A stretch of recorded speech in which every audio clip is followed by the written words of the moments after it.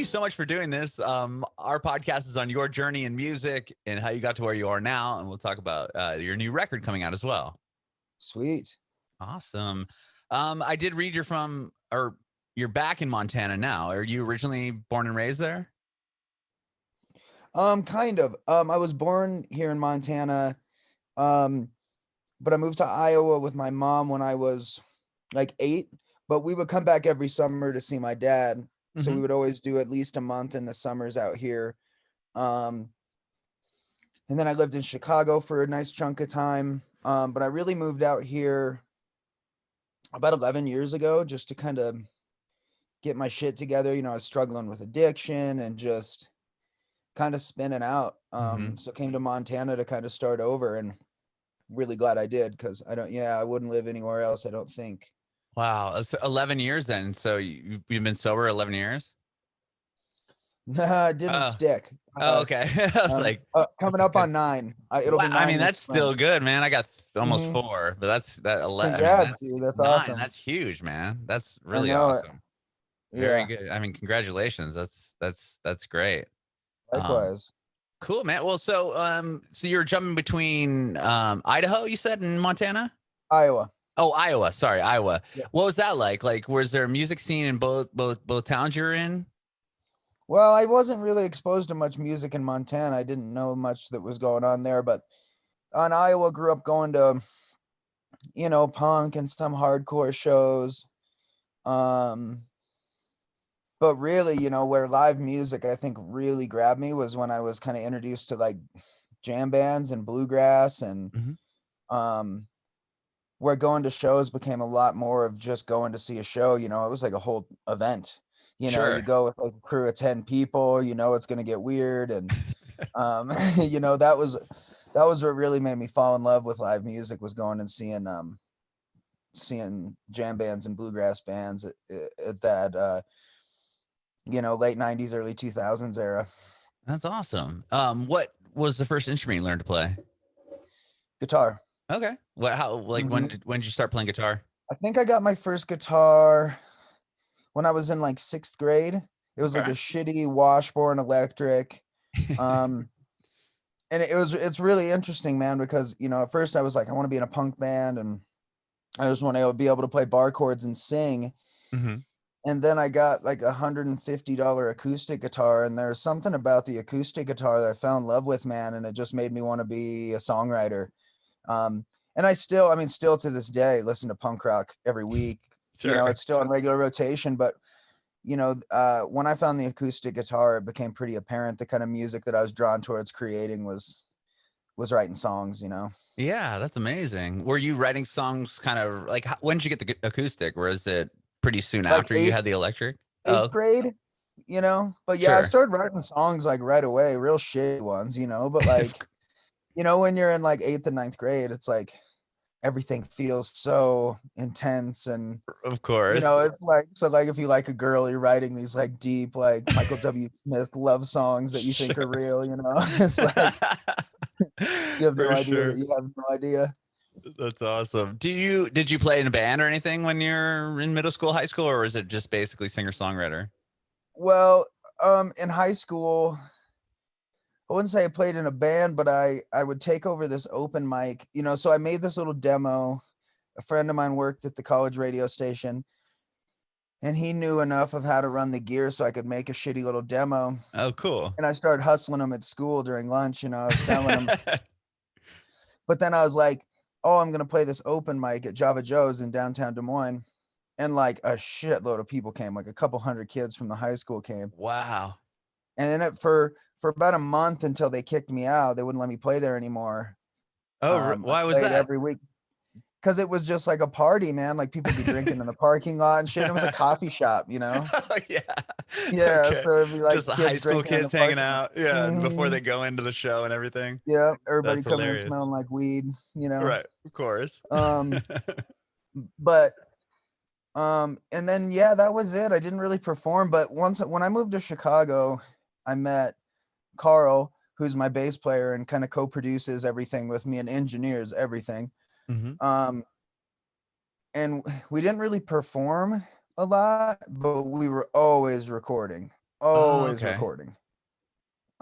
Which is really weird because usually for people it's the other way, you know. And Carl and I would just Right. like, we'd just be like, okay, cool, man, we're gonna set up the room and we're gonna play Dylan covers today. Or we're gonna set up the room and we're gonna just jam and see what happens, you know. And like, we both made EPs, but Carl was really trying to like get his chops down as an engineer and producer, and Mhm. he liked my songs, so he was always making me record them, and we lived together, so it was just what we did, you know. That's cool. That's cool. And then when did that kind of leave the recording studio and start playing Well, out? I moved to Montana to get my shit right, and then it's funny, I had Carl on my podcast and I'd never really looked at our story the way that he explained it, where I was like, yeah, you're right, the Herb relationship has pretty much just always been recording music. um so we didn't see each other for like 5 years, but we kept in touch. Mm-hmm. And then he flew out for my birthday and of course brought all of his recording shit, and we hung out in my you know, where I live in like one of the most beautiful places in the country, and we didn't leave my basement, man. We were just like playing John Prine covers and shit, Hmm. and just recording music again together. And then soon after that, I was like, bro, you should just join this band with me. Like, you should just come out, go all in. Um, and he did. He did. He moved out to Montana and joined up, and um, he's been the engineer um, and co-producer of everything we've put out. Wow. And that's when you guys formed Satsang? Was that when he Yeah, actually so it was moved out? initially me and a mandolin player for like 2 years. And then Carl moved out. And then pretty much right after Carl moved out, mandolin player dropped out. We got a drummer and kind of made like a band, you know, like a real Oh, sure. band. Cool. Um, And did you record a record right away before but we're putting touring. out? Like, Well, it's actually really funny, man. So, um, like the story of you, which is our most streamed record, hmm. it's not a real drummer, you know, it's a fake MIDI Oh, drummer. really? Okay. And That's cool. but yeah, yeah, and we recorded it in my room, and it's so funny because that's still by and large is the most listened to record that we've made. Yeah. I Um, mean, one of the songs, but yeah, like, we made. few of them have over 1 million, a million, 3 million, 6 million, Yeah, I like know. streams Yeah, on. it's That's crazy. just Spotify. Hmm. Yeah, it's funny. The story of you had, yeah, it had like 17 million streams last year, and I just think about it all the time. Carl and I made it in 3 days in my bedroom with one microphone. Oh my gosh. I know. That's amazing. I've heard Yeah. that story before, like not very often at all, but like where it's like, yeah, this bass or this bedroom recording, they ended up just using it and it became this huge hit or whatever. Like that's so fascinating to me. Yeah, well, it is to me too, because you know, we're musician wise, we're like 100 times better than we were when we were in that bedroom. Hmm. So it's like I hear it and I get the lyrical content, you know, and I still love playing all of those songs, but just as an artist, I'm like, man, we put out so much better shit than that though, you know, like. Right. But Yeah. yeah, it makes me happy that people connect with it for sure.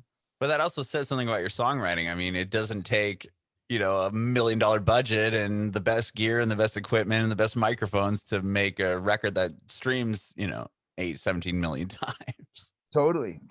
Yeah, man, it means a lot to me. And really what's cool is the stories that I get of the role that the record has played in people's lives. And just it's so crazy to me that you can make something and then it goes out and just has a life of its own and like does different things to different people. It's just the Sure. craziest, coolest thing in the world to me, you know? That's awesome. When you put that out, did you tour it right away or how did like and Dude, we just toured nonstop from pretty much when the story of you came out till the fall of 2017. Yeah, I mean, dude, there was like 3 years where I don't feel like I had more than 3 weeks off, and we were oh playing for wow. nobody. Just across the Uh, country? Yeah, that's I've heard. just grinding. Yeah, wow. When did you start seeing real traction with that record? Like the Well, streams going and stuff. we made a record called Pyramids. Mm-hmm. Um, And right after we put it out, we got asked to do 3 tours with Michael Franti. Well, I guess technically Wow. one tour, but it was broken into 3 big chunks. That's Um, huge. it was really huge for us. And then in between that, we were doing tours with Trevor Hall too. So we do like 4 weeks with Michael, 2 weeks with Trevor, 5 weeks with Michael, 3 weeks with Trevor. So we had this one year that was just like nonstop. And then we I mean, you're went and probably did playing to huge crowds too at that point, right? I mean, opening huge. up for Yeah, I those mean, at that artists. time, and Franti, I would, still kills it. But like, yeah, we were playing big theaters, Mm-hmm. couple 3,000 people a night, which Wow. was wild for us, What was that especially. first time like? Like going out there? I mean, you said you're playing to like nobody, and then now you're playing to 3,000 people. Was that pretty? Were you nervous, or was it just super exciting? A mixture of both. A mixture of both. For me, Franti was just always such a, as someone that loved hip hop, Mm-hmm. loved political activism, loved punk rock, and also loved singer-songwriters. He was Mm-hmm. just like that perfect amalgamation of all those Sure. things, you know? So I Mm-hmm. just really looked up to him. So, I mean, there was definitely a level of, after the first show, we were like barbecuing out by his bus. And it wasn't even the show itself. It was just like sitting there like fucking barbecuing by Michael Franti's tour bus on tour with this motherfucker right now, Yeah, Like, that's oh my crazy. God. Oh, Um, that's amazing. but yeah, it was cool. It was really, it got us really comfortable to crowds. Mm-hmm. And then that next year we went out and booked a bunch of like 300-person rooms and sold them all out. Wow, Yeah, it was so rad, man. We've been that's really blessed awesome. at our support, the support that we've gotten, and that time with Franti, I think just really um got us used to playing in front of a bunch of people, but it's also really cool to see how cool it can get if you keep working. You know Mm-hmm. what I mean? Where it's like, nah, dude, I have a guitar guy, I have a monitor guy, I have a sound guy, I have an assistant, I have a trainer. You're just like, damn, son, this is so cool. Right. Catering every day. It's just like, oh man, you can make this real comfy. Right. Beats driving around the country playing to nobody, I bet. Yeah, yeah, Sleeping on selling merch floors, I'm yourself. sure. Oh Yeah, yeah, exactly. always sleeping on floors. How did you get the Fronte gigs? Do you remember? It's my favorite story of my career. Okay, I want to hear it. All right, so um we had played have you ever heard of the venue in St. Pete, Florida? It's called Janus Live. I haven't. So it's an outdoor venue, but it's like blocked in by these kind of taller buildings, so it feels like you're at like a block party.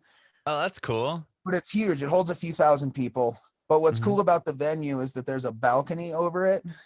Mm-hmm. And the green rooms are up on this balcony. So like no fans can get to the green room. Um, but we had played there before and they were doing this Franti show. And the promoter reached out like, hey, Franti's not touring with support. Would you guys want to do this show? And I was like, okay, that's Florida, one show. I think they're offering us $500.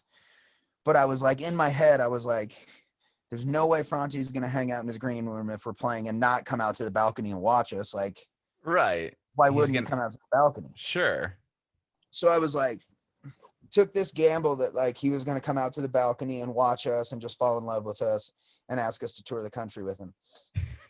So I spent all but $37 to get us down there. I rented a small compact car.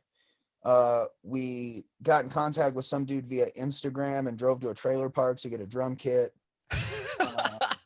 Yeah, That's awesome. so it was like a clown car with a drum kit, 3 dudes in it. And but we played that show, man. We played our asses off. And I remember right after the set, his monitor guy is coming over and like tearing stuff down. He's like, dude, Michael was up there dancing the whole time you were playing. And I was like, Yes.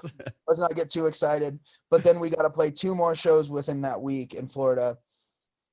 And the next day, when we got to the venue, I was like, hey man, I'd love to get up and spit a verse with you. And he was just kind of like, cool. So I was like, oh man, well that didn't go well. But then during sound check, he just goes, Drew. And a dude comes up and hands me a mic, and I'm like standing in the middle of this giant ballroom floor, and he's like, spit a verse. Oh And wow. luckily I had one, so like I just went in. And then like a week after those shows, oh, the other thing, what's funny is he told me, I thought it was because he was so impressed with our music, but whenever we play bigger shows like that, I stand outside the venue and hustle CDs Oh, as people that's were filing smart. out.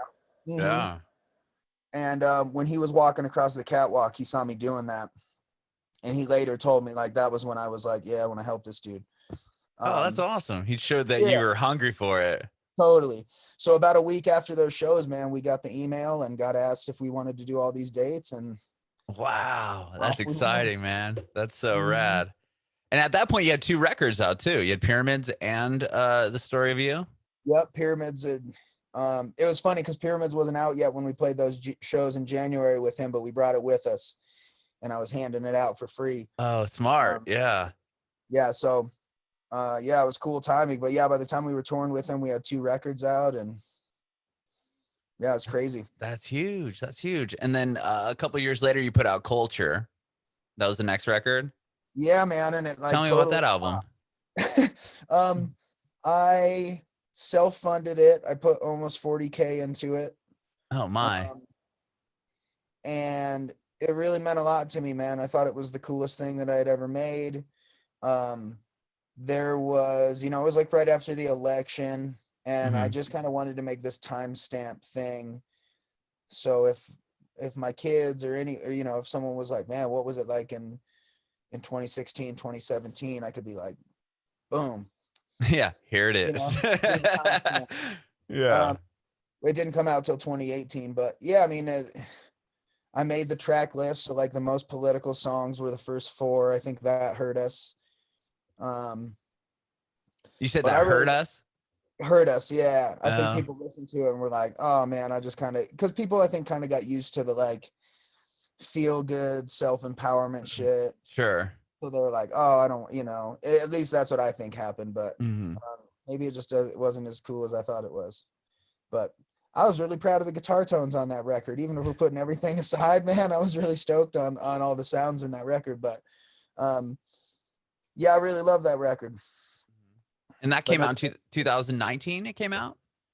18 or 19, yeah, I don't Okay. remember. And did you tour that record as well? Oh yeah. Okay. Yep. And where were you guys when the world kind of closed down in 2020? Like were you Oh touring that man, album or were you working on the new record coming out? no. So I knew we were gonna make a new record. But my thought was, we had this whole year of touring set up, like all the way to the end of the following fall. Wow. So my thought was like, well, maybe at the end of that fall tour, we'll just go right into the studio, Mm-hmm. um, or do what we did with Culture, which is like, if we had 2 days off, Carl and I would do guitars and bass and vocals here and there on certain songs, and then we do drums in a studio. I knew we were gonna make a new record, but we were so busy. We would have been so busy. I wasn't sure how it would go, but we had me and my manager had made goals for 2020, and by the second week of February we had accomplished all those goals for Wow. 2020. And tickets were selling really well for all of our shows. um and then COVID hit, which at first was a huge shock, and it was like I remember the day really well because we had an epic powder day here. So I was Mm. skiing, and I remember on my way up to the mountain talking to my manager, and he's just like, I don't know, man, it's looking weird. I think we'll be Yeah. able to pull it off. It sounds like Seattle and San Francisco are down to do 200-person shows. And I was like, okay, cool, whatever we got to do, like we got a lower cap, that's fine. Mm-hmm. And then about halfway through the day, I remember at one point I was like skiing through the trees with my phone wedged in my helmet, like, yeah, whatever, guys, just tell me what's going on. But by the time I got to my truck, my manager and agent called me It on the was same done. call. And I was like, I Oh. knew it was bad news. It's Oh, like, you're if like they called both on of the you phone, guys are yeah, three-way both of calling you me. guys are on the phone, Uh-oh. it's bad news. But I took it really well, man. You know, my son, I had just had a bunch of time at home with my new baby. That's good. Yeah. And that week it had been hitting me like, man, I'm not ready to leave yet. Cause we had bonded, you know, cause do you have any kids? Yeah, I have two. Okay. So, you know, when they're real little, it's like, you're just kind of an auxiliary parent cause mom's Sure. breastfeeding the whole thing. Right. You're like, am I really important here or what? Yeah, no, you're not, you know? And then that like, 2-year-old, you know, that right before 2 and moving forward, they realize like, oh, dad's cool. And my wife is a psychotherapist, so she works full time. So I was a full-time stay-at-home dad. So we were just getting really tight. So really wasn't ready to leave. So I took it on the chin pretty well, man. You know, I was just like, okay, you know, I'm doing okay from streaming. Yeah, I'll just stay home with my family. Yeah, you Easy. get to stay home with your kid. That's awesome. But Mhm. yeah, I mean, obviously we all didn't realize how long that was going to be, but No, yeah, I was like, yeah, it's cool, man. We'll just hit festival season, no problem. right, right. Yeah, Yeah, and then that here came we and are. went. Well, hopefully you can hit the next festival season. That's what they're saying, Yeah, October, yeah. but obviously Hopefully, fall is. It seems like everyone's pretty optimistic that fall is going to happen. yeah, I don't know how big what the capacity will be at that, but I'm sure like, you know, Bonnaroo probably won't happen, but you know, Yeah, obviously probably 300 cab rooms might open up. That would be dope. great for us. Yeah, Great for us. exactly. Right in our wheelhouse. That's awesome. And then, well, okay, so I did see you're signed to SideOneDummy, right? Yeah, man, huge That deal to me. that's a huge deal to me that you are, because that's so dope. I mean, growing up, those are the bands that I liked the most. You know, Anti-Flag was on the label. You Yep, had maybe Casualties, Gaslight bouncing Anthem, souls. Bouncing Souls. Yeah, they've just put out so many rad records over the course of the years. And then I saw that you were signed there, and I'm like, whoa, like that's so rad. And even still nowadays, I mean, they have that band Pup is on that I label. fucking love Pup, dude. Oh, have you seen the video they did when the live streaming started? Yep. Where they all played at the same time, and they're like, "This is why all these are fake." And it was Yeah, just yeah, like, yeah. oh, this obscene sound of noise is going all over the place. Like, Yeah, I just yeah, saw they did a tiny desk too, and the guy that like sets up the tiny desk, uh they wouldn't turn their instruments down in the living room. So huh. once everything was set up and sound checked, he just hung outside while they played because it was too loud. That's funny. Yeah. That's awesome. So is this a recent signing, or did they put the other records out?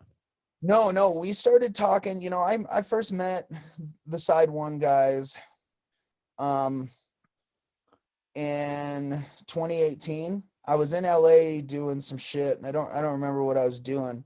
Mm-hmm. But they asked if I'd go to lunch with them, and I just really liked them as dudes. Mm-hmm.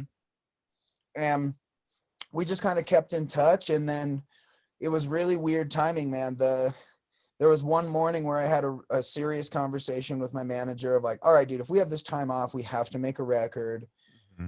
Um, so let's really start getting the think tank going of like of how we're gonna make it happen, you know, and whether I Mm-hmm. want to keep self-funding stuff or do we start fishing for a label deal.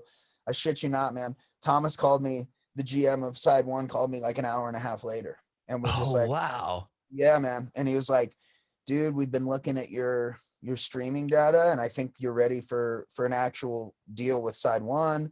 And we started the process, and they were so cool. They let me have creative control. They were so fucking cool, man. Like That's so so easy rad. to work with. And for me, like you said, you know, I grew up listening to all those bands. Like if the joke that I always tell to Bill and Joe, the founders of the label, I'm like, dude, if you wrote a skateboard in the early 2000s, like you fucking knew who SideOneDummy was, Oh you know? yeah. Like, Yeah, you did. That's and so true. and he's like, man, my life is complete, you know, like that's all I ever wanted. Um, Yeah. so it was a really big deal to me, and they were so cool to work with. So how we did it was Carl and I kind of started with you know, like I have really nice recording equipment myself, so does Mm-hmm. Carl. So I recorded like acoustic guitar to a click and started getting like scratch vocals down. and then he did bass, and then I flew everyone out to Montana because the record is just so Montana vibey, Mm-hmm. that I wanted to make it here. That's I didn't want awesome. to go to LA or go to some city that was like locked down and being weird. I just wanted to like have it be out here. Sure. So flew everybody out here, and we rented this awesome house in Paradise Valley and turned the barn into a studio. That's dope. Um, it was so badass, man. And the days were just like everyone was one take and shit like you wouldn't believe, man. You Wow. know, like it was so fucking smooth. So we had some time to just like dick around, you know. We got the boys out on the river, but it was cool, man. Everyone really sunk into the Montana vibe, and it was really cool too because we hadn't seen each other in 6 months, which is so weird for a touring band. You know, it's Mm-hmm. usually when we say bye to each other, we're like, "See you, dude. Get the fuck out of here. I'll see you." Yeah. But we were just so happy to see each other, you know. Uh-huh. That's awesome. Um, So are they're putting out this new record then? yep, The yep. one that you guys have been working on. Awesome. And Mhm. then you've released one song. Is the title of the record going to be called Forever and Ever Amen as well? Or is that No, just the so title track? that was just like a side idea, you know. A few tours ago, the last tour that we did, my mom was coming to a bunch of shows, and she really raised me on old country. Mm-hmm. So before we left for that tour, I was like, you know, what's an encore I could do that would make my mom cry? So I picked that. It's a cover of an old Randy Travis song. Oh, Uh, okay.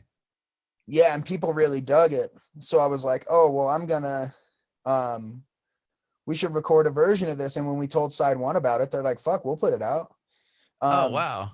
yeah, so our first single from the record hasn't even come out yet. It comes out this week. Holy shit. Oh, rad. That's awesome. Okay. So that's a cover. And then you did another cover, right? A Taj Mahal cover that came Yeah, out. so while we had the barn, man, we just blew through everything so quick. And we had a filmmaker and photographer, my boy Grayson, with us. And we were like, dude, let's just set everything up and do some takes. So we did some covers, we did some originals, but we're not releasing any of those. Those are just videos. Yeah, I Uh, saw the video, the one for the Taj Mahal cover. So that was where you guys recorded the record yeah, at. that was the barn. Yep. Oh, cool. Okay, now it's all coming. It's all, yeah, it Yeah, makes sense now. That's awesome. yeah. I love the teaser video you did as well. Is this for the Oh, record? Where it's yep, like about a minute long, yep. and it kind of shows you're like fishing, and then it shows you training. Like, that's such a dope video. Yeah, man. Grayson did a great job. I love him so much. And he's a really great photographer. Mm-hmm. And he pretty much was like, dude, I know enough about video editing. I'm pretty sure I can do all the videos for this record. And I was like, fuck it, let's do it. So he's doing all the music videos too. Wow. Which the first single is called All Right Now, which is the title track for the record. Um, so that video will come out at some point too. I'm so brain dead on the release schedule. I've been told it like 100 times too, but All good. It's all good. um, That's rad. So, but the when's so the first single's coming out in a few days or a week or so, and then yep. you don't know exactly when the full Well, record will so be. it goes sometime in June. Fuck, man, I should know this stuff. Um, but it's like every 5 weeks a single will come out, and then the record will release in June. Awesome. And hopefully by then people will be able to tour shortly after that.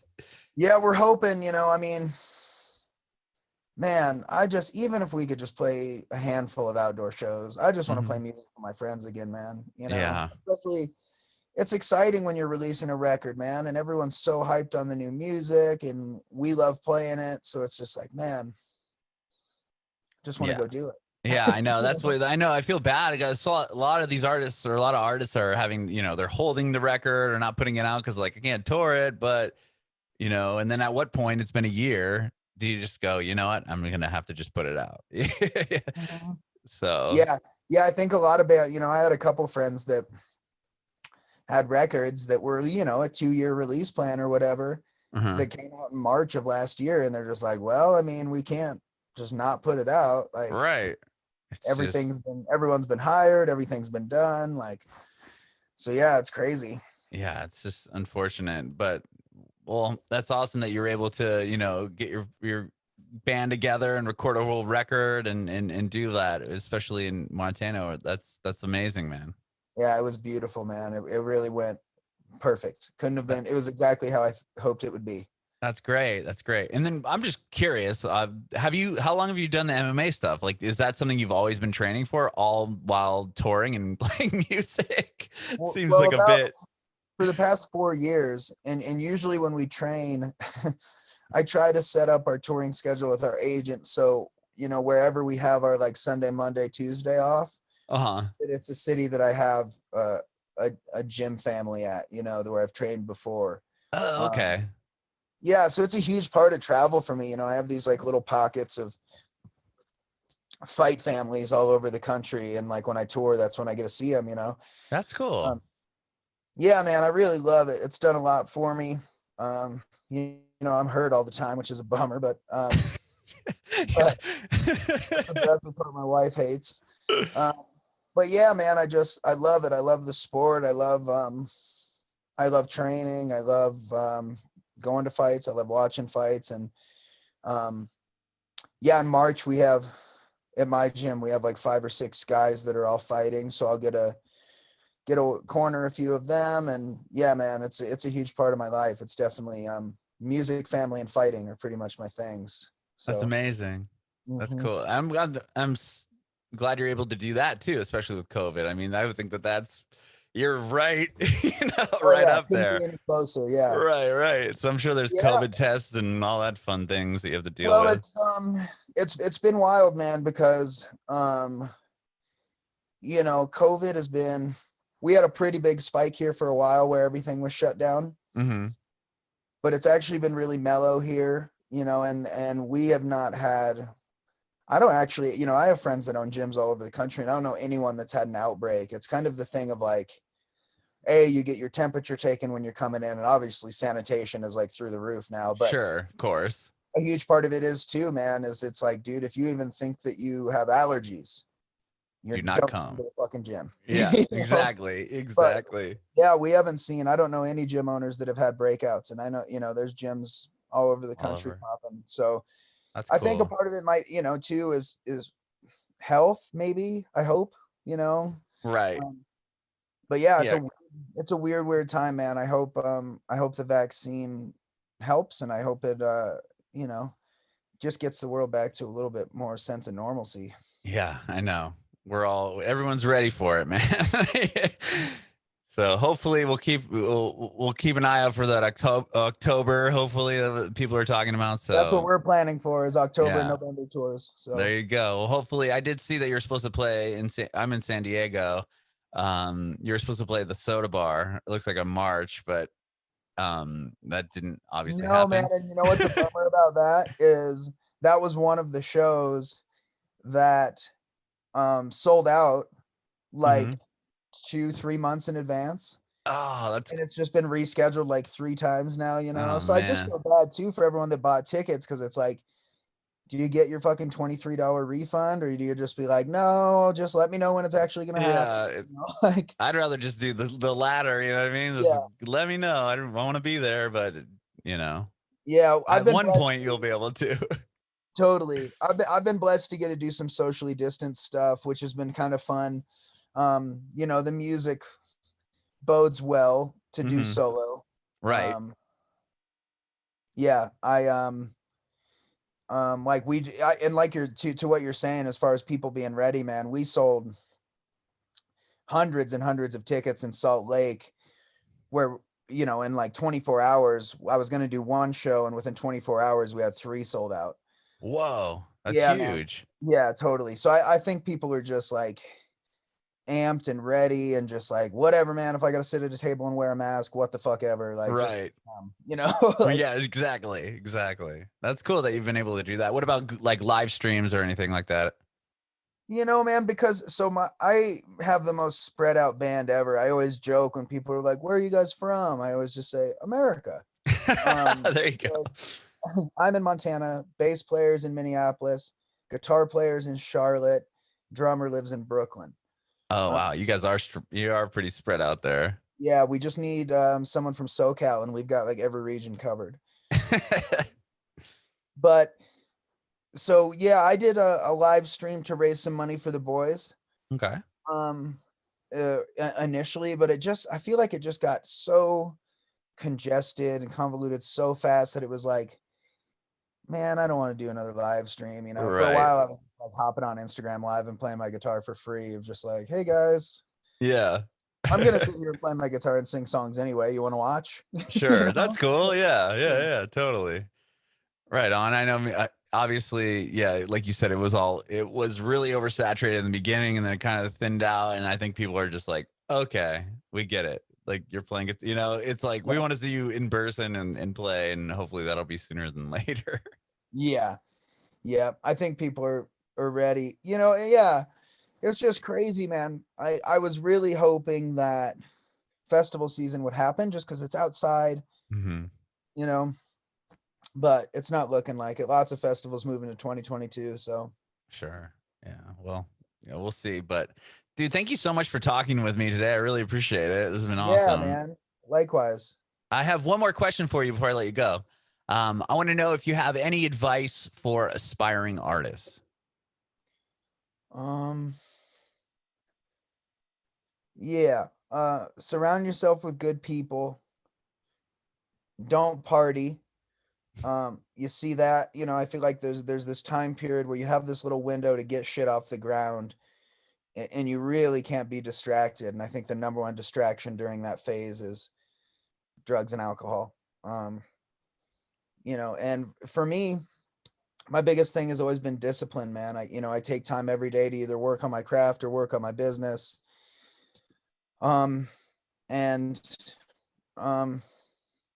so yeah, man, that discipline is key, you know, and the more you can implement it in every area of your life, the more it'll work for your business. But and be patient, you know, like you never know what the fuck it's gonna be. You know, the song I Am that has, you know, 6.5 million streams on Facebook. Mm-hmm. I almost didn't put that on that little bedroom recording Wow. record because it felt too vulnerable. It felt like an overshare, and I just didn't particularly think it was that good of a song. And that song has changed my life, you know. So just be patient, man. You never know what people are gonna like or not like. Bringing it backward.